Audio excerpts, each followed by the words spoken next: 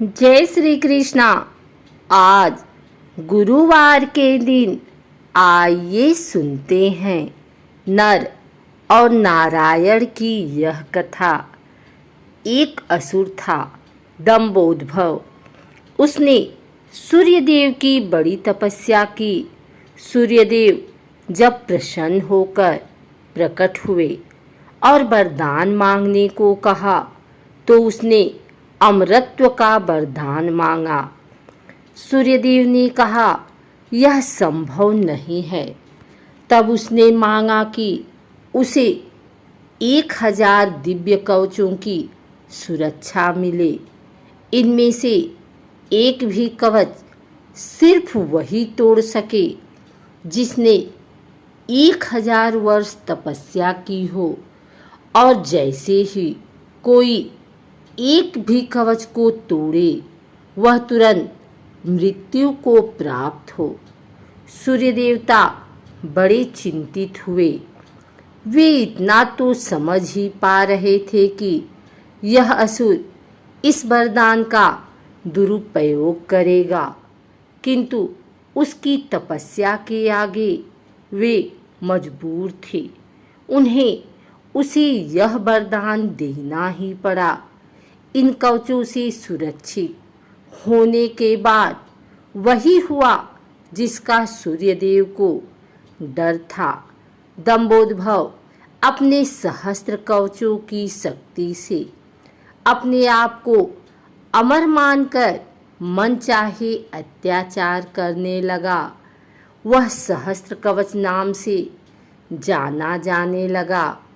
उधर सती जी के पिता दक्ष प्रजापति ने अपनी पुत्री मूर्ति का विवाह ब्रह्मा जी के मानस पुत्र धर्म से किया।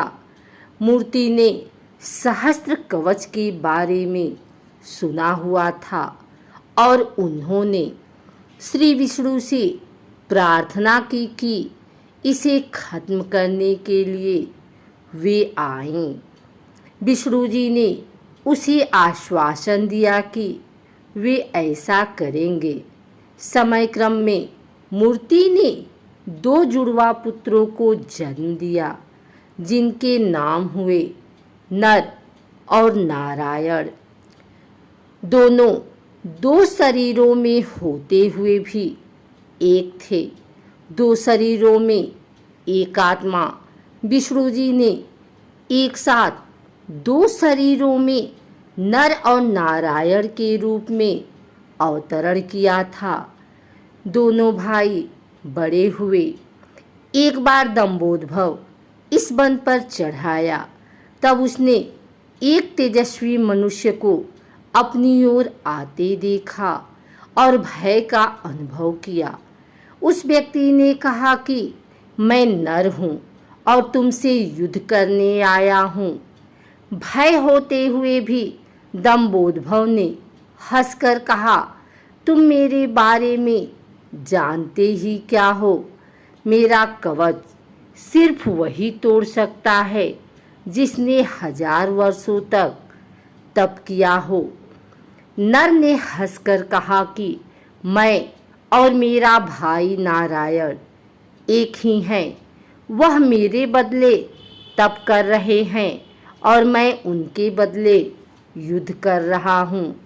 युद्ध शुरू हुआ और सहस्त्र कवच को आश्चर्य होता रहा कि सच ही में नारायण के तप से नर की शक्ति बढ़ती चली जा रही थी।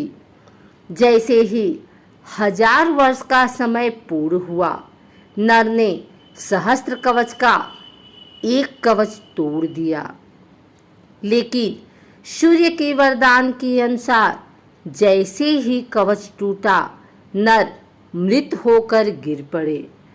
सहस्त्र कवच ने सोचा कि चलो एक कवच गया ही सही, किंतु यह तो मर गया। तभी उसने देखा कि नर उसकी ओर दौड़े आ रहा है और वह चकित हो गया। अभी ही तो उसके सामने नर की मृत्यु हुई थी और अभी ही यही जीवित हो मेरी ओर कैसे दौड़ा आ रहा है। लेकिन फिर उसने देखा कि नर तो मृत पड़े हुए थे।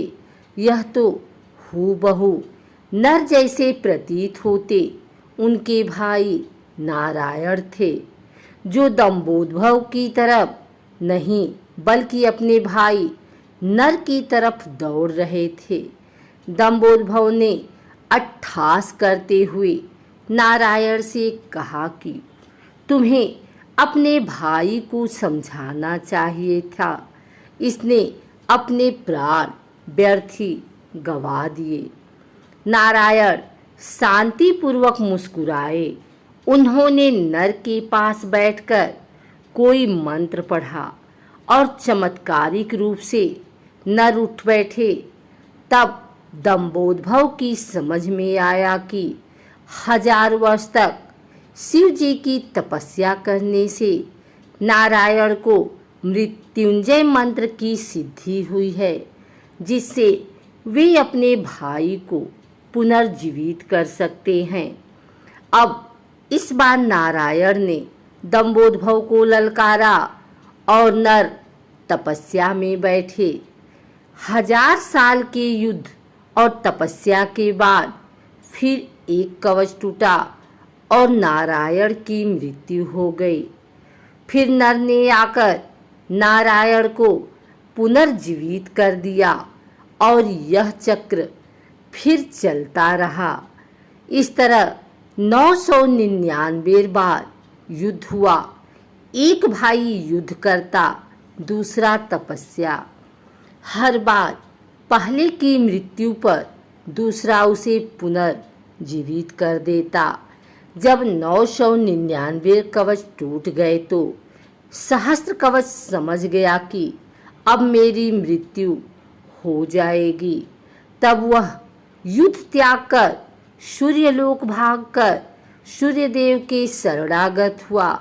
नर और नारायण उसका पीछा करते वहां आए और सूर्यदेव से उसे सौंपने को कहा, किंतु अपने भक्त को सौंपने पर सूर्यदेव राजी नहीं हुए। तब नारायण ने अपने कमंडल से जल लेकर सूर्यदेव को श्राप दिया कि आप इस असुर को उसके कर्म फल से बचाने का प्रयास कर रहे हैं, जिसके लिए आप भी इसके पापों के भागीदार हुए और आप भी इसके साथ जन्म लेंगे इसका कर्म फल भोगने के लिए। इसके साथ ही त्रेतायुग समाप्त हुआ और द्वापर का प्रारंभ हुआ। समय बाद कुंती जी ने अपने वरदान को जांचते हुए सूर्यदेव का आवाहन किया और कर्ण का जन्म हुआ। लेकिन यह आमतौर पर ज्ञात नहीं है कि कर्ण सिर्फ सूर्यपुत्र ही नहीं है, बल्कि उसके भीतर सूर्य और दंभोद्भव दोनों हैं। जैसे नर और नारायण में 2 शरीरों में एक आत्मा थी, उसी तरह कर्ण के एक शरीर में 2 आत्माओं का वास है, सूर्य और सहस्त्र कवच। दूसरी ओर नर और नारायण इस बार अर्जुन और कृष्ण के रूप में आए। कर्ण के भीतर जो सूर्य का अंश है वही उसे तेजस्वी वीर बनाता है, जबकि उसके भीतर दंभोद्भव भी होने से उसके कर्मफल उसे अनेकानेक अन्याय और अपमान मिलते हैं और उसे द्रौपदी का अपमान और ऐसे ही अनेक अपकर्म करने को प्रेरित करता है।